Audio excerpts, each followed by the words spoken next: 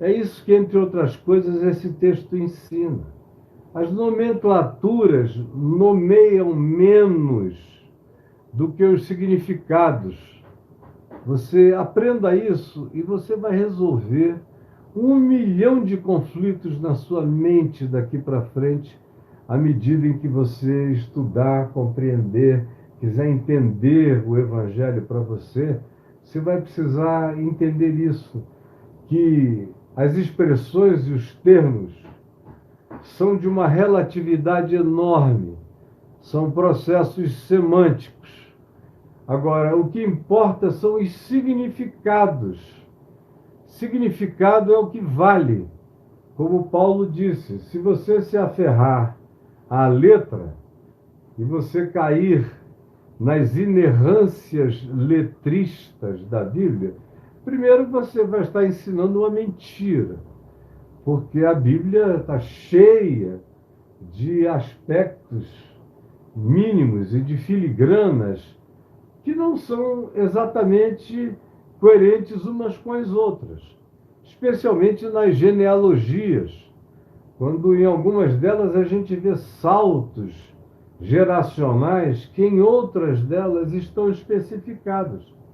E nem porque houve essa lacuna, a Bíblia deixa de botar o texto no mesmo ambiente do livro, da Torá, das sabedorias dos salmos, dos provérbios e dos profetas, mesmo sabendo que quem lê uma informação num livro poderia perguntar por que no outro livro, que é considerado também igualmente inspirado, existem essas lacunas.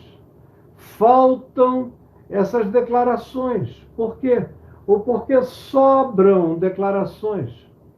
Por que num determinado livro histórico do Velho Testamento há detalhes que num outro livro da mesma história são pulados, são passados, ou aparentemente são editados. Mas mesmo assim, os escribas, os que copiaram, os que transcreveram, os que apanharam a tradição oral que vinha de séculos e séculos passando de pai para filho, e com uma exatidão de palavras, na tentativa de que cada um guardasse exatamente o que estava ouvindo, como é que no mesmo lugar, no mesmo desenvolvimento, onde se cria um livro feito desses compartimentos do Velho Testamento, a Torá, os livros históricos, os salmos e sabedorias e os livros proféticos. É assim que o Velho Testamento está dividido. E nesse ambiente existem informações que não estão e não são as mesmas nas narrativas de mesmas histórias. São as mesmas histórias, mas não são exatamente nos detalhes a mesma narrativa. Por quê? Porque a Bíblia nos ensina que o importante não são as filigranas genealógicas, nem de quantidade de povo que foi para uma guerra, nem exatamente entre que reis aquele episódio aconteceu. Tem alguns que acrescentam 1 ou 2 reis a mais, tem outros que pulam, suprimem. Mas os mesmos leitores não tiveram nenhum problema com isso. Isso estava ainda em processo de ajuntamento, de formação, ou seja, de canonização, e nem por causa disso os que leram essas supostas diferenças, para alguns até supostas discrepâncias, ficaram preocupados com isso, porque eles perceberam que o significado não tinha sido alterado. E aí, nesse sentido, tem várias informações que discrepam em certos aspectos e não significam nada, a não ser a veracidade maior ainda da descrição.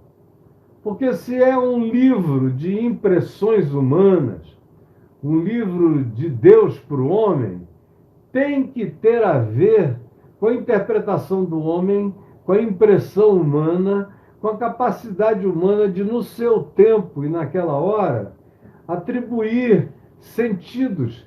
Sentidos, sim, que precisam estar corretos. As palavras que nomeiam esses significados podem variar. Agora, uma vez que você mete isso na cabeça, que você entende, você deixa de ficar advogando como coisa pertinente à salvação, o que é uma heresia. Alguém advogar a exatidão letrista, a inerrância literária e letrista da Bíblia como palavra de Deus é uma blasfêmia, é um pecado. E é uma inexplicabilidade sem solução, porque a única solução é admitir fatos. É assim mesmo, tem sim, tem isso mesmo. Agora, a mensagem não muda, o sentido é o mesmo, o significado é inalterado.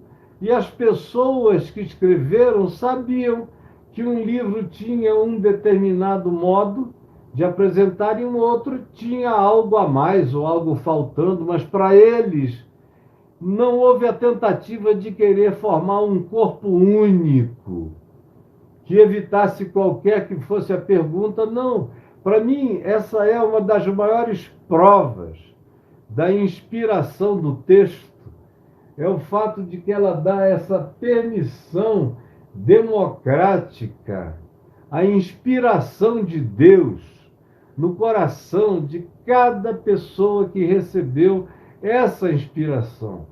E também é uma validação histórica do que aconteceu, porque vocês já imaginaram? Se você reunir a minha família toda, minha mulher, meus filhos, netos, todo mundo, e nós todos virmos uma mesma ocorrência, e depois nós nos separarmos, e cada um de nós, alguns anos depois, escrevermos o que nós vimos e lembramos daquela ocorrência, os nossos textos certamente serão iguais no que diz respeito à definição do que ocorreu, do significado do que ocorreu. Mas certamente haverá variações a partir dos ângulos que cada um viu, o que cada um observou mais, o que chamou atenção. Como é um texto de impressões humanas, o que mais impressionou ao indivíduo, de acordo com sua percepção, com sua cultura, com sua idade, com sua atenção, com aquilo que formou o extrato da sua cognitividade. Essas coisas todas estão presentes como variação saudável, embora a narrativa e o seu significado absoluto estejam intocáveis apesar disso. Quem entende isso acaba com essa história dos conservadores, do pessoal que cultua letra, que mata